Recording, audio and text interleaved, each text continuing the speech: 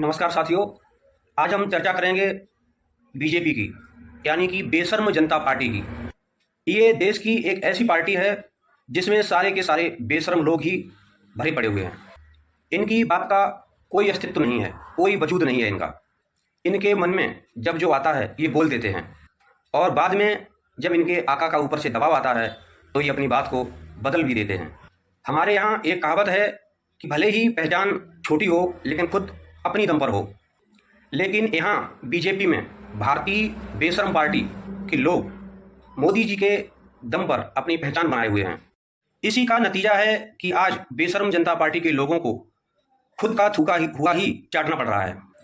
एक नेताजी हैं जिनका नाम है नितिन गडकरी जी, जो वर्तमान में सड़क परिवहन मंत्री हैं। जब राहुल गांधी जी और विपक्ष के अन्य नेता जब जाति जनगणना की बात किया करते थे, तब नितिन गडकरी जी कहा करते थे कि जो करेगा जाति की बात उसको मारूंगा कस कर लात। साथियों, पहला सवाल आज इन्हीं नितिन गडकरी जी से है।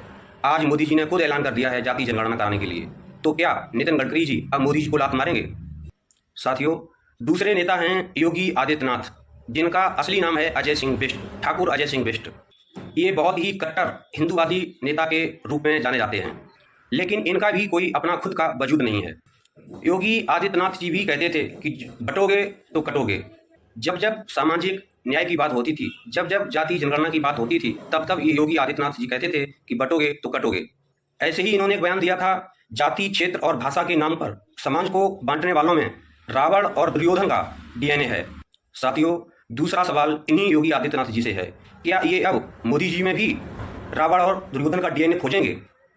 ऐसे ही एक व्यक्तित्व हैं मोहन भागवत जी, जो जनगणना के नाम पर कहा करते थे कि जातिगत जनगणना से समाज में एकता और अखंडता को खतरा बढ़ेगा।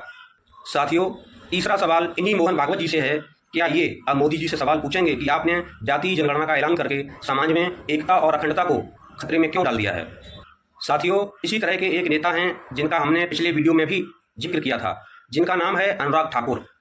जब राहुल गांधी जी ने संसद में जाति जनगणना की बात उठाई थी, तब इन्होंने उन पर तंज कसते हुए कहा था कि जिसकी जाति का पता नहीं वो जाति गणना की बात करता है। साथियों, ये हिमाचल प्रदेश से आते हैं और इनके पिताजी हिमाचल प्रदेश के पूर्व मुख्यमंत्री रहे हैं। उनका नाम है प्रेम कुमार धूमल और उन्हीं के बेटे हैं ये अनुराग ठाकुर। साथियों, अब आप सोचिए, जब पिता प्रेम कुमार धूमल हैं तो बेटा अनुराग ठाकुर कैसे हो गया?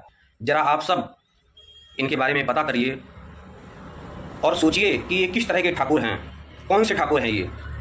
बीजेपी यानी कि बेशर्म जनता पार्टी में ऐसे नमूने भरे पड़े हुए हैं जिनका खुद का कोई अस्तित्व नहीं है, बस मोदी जी की चाटने में लगे हुए हैं।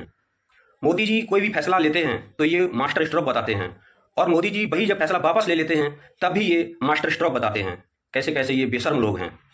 हमारे यहाँ ऐसे ही लोगों के लिए एक शब्द प्रयोग किया जाता है जिसे कहते हैं थूक कर चाटना। एक ऐसा आदमी जो खुद को नॉन बायोलॉजिकल बताता है, जो कहता था कि मैं चाय बेचा करता था, उसकी चाय की दुकान का कोई पता नहीं, उसकी डिग्री का कोई पता नहीं, वो अपने उद्योगपति मित्रों के दम पर पूरे देश को और पूरी बेशर्म जनता पार्टी को अपने ठेंगे पर नचा रहा है। वो एक नॉन बायोलॉजिकल आदमी पैसे के दम पर पूरी पार्टी को कठपुतली बना करके रखता है। बेशर्म जनता पार्टी के किसी भी सांसद, विधायक, मंत्री की इतनी हिम्मत नहीं है कि उसकी किसी भी फैसले का ये विरोध कर सकें। कुछ अंधभक्त कहते हैं कि मोदी जी ने विपक्ष से मुद्दा छीन लिया है। हम तो कहते हैं जनता के हितों में काम होना चाहिए। हम तो कहते हैं आप हर मुद्दे को विपक्ष से छीन लीजिए। हम नहीं चाहते हैं कि जिस तरह से आप मुद्दे को गर्मा करके रखते हैं उस तरह से हम लोग भी मुद्दे को गर्मा करके रखें। हम लोग चाहते हैं कि जनता की समस्याओं का तुरंत समाधान हो, फिर चाहे ऐसे विपक्ष से हजारों मुद्दे आप छीन लीजिए, हमें कोई फर्क नहीं पड़ता।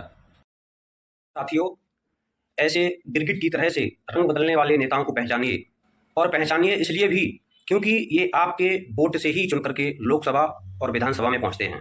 जो व्यक्ति आपके हितों की रक्षा ना कर सके, आपके मुद्दों को आवाज ना दे सके, आपकी समस्याओं का समाधान ना करा सके, तो ऐसे नेताओं को चुनने से क्या फायदा? आप नेता चुनिए जो स्वयं फैसला ले सके, जो त्वरित गति से आपकी समस्याओं पर फैसला ले सके, आपकी समस्याओं का अविलंब समाधान करा सके। धन्यवाद साथियों।